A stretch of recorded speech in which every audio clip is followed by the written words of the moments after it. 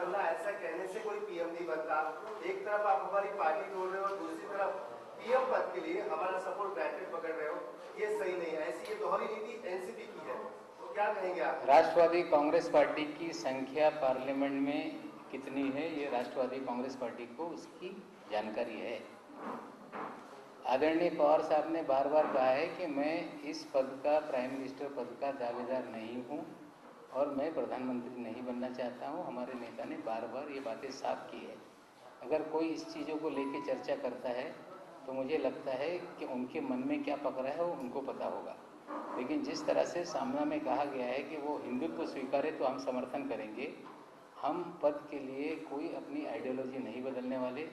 धर्म निरपेक्षता को अलग रखकर सांप्रदायिक तत्वों के साथ जाकर कोई पद प्राप्त करना ये राष्ट्रवादी कांग्रेस पार्टी का लक्ष्य नहीं है। इधर पूरे भारत हाईकोर्ट में 6 तारीख दी गई है। देश के अगर किसी भी हाईकोर्ट में कोई मामला प्रलंबित होता है तो पूरे वो देश में वो निर्णय लागू रहता है। न्याय प्रविष्ट मामला है, न्यायालय उस पर निर्णय लेगा और जो भी न्यायालय का निर्णय होगा उसको राष्ट्रवादी कांग्रेस पार्टी मानेगी।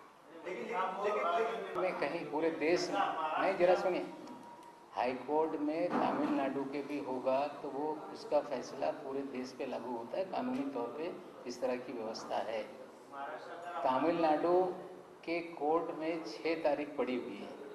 कोर्ट का निर्णय आने के बाद जो भी कोर्ट निर्णय करेगा वो महाराष्ट्र की सरकार को लागू होगा। सर, हिंदी विश्व उत्सव महाराष्ट्र में प्रदर्शित होगा क्या? वो तमिलनाडु का तमिल जा रही थी, हिंदी विश्व उत्सव बंदी महाराष्ट्र सरकार ने कोई अभी तक लगाई नहीं है।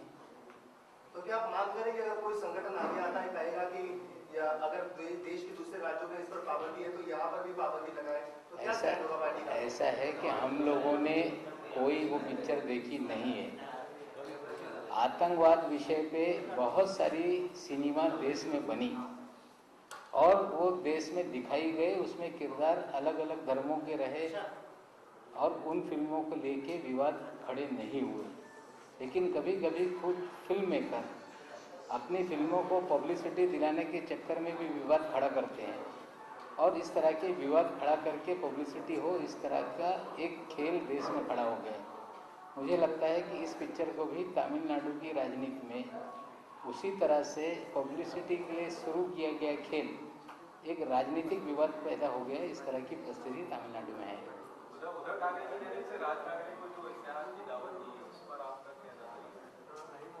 ऐसा है कि किसी का टूटा हुआ घर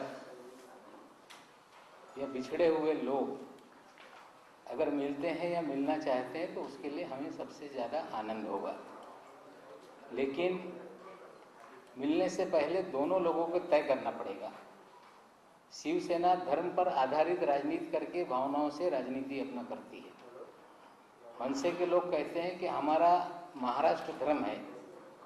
उद्धव ठाकरे धार्मिक भावनाओं की राजनीति को त्याग करके राज ठाकरे की राजनीति को आगे बढ़ाएंगे या राज ठाकरे अपनी विचारधारा को छोड़ के हिंदुत्व की राजनीति में कूदेंगे, ये दोनों को तय करना पड़ेगा। उसके बाद आगे चीज़ें चलेगी। लेकिन दोनों ही दल भावनाओं के आधार पर राजनीति करते हैं। दोनों ही दलों के पास विकास के कोई कार्यक्रम नहीं। दोनों ही दलों ने कोई महाराष्ट्र के लिए कोई ठोस कार्यक्रम बना के कभी राजनीति नहीं की। यहाँ तक कि ठाकरे परिवार ने एक प्राइमरी स्कूल भी महाराष्ट्र में नहीं खोला और भावनाओं की फसल ज़्यादा दिन तक काटी नहीं जा सकती। नई पीढ़ी जागरूक है, पढ़ी लिखी है और उन्हें कार्यक्रमों के आधार पर आगे राजनीति चाहिए। इसलिए हमें लगता है कि वो लोग साथ में हैं या अलग अलग रहें, बहुत ज़्यादा राजनीतिक प्लेटफॉर्म पे इसका बहुत असर नहीं होगा, इस तरह का हमारा मानना है।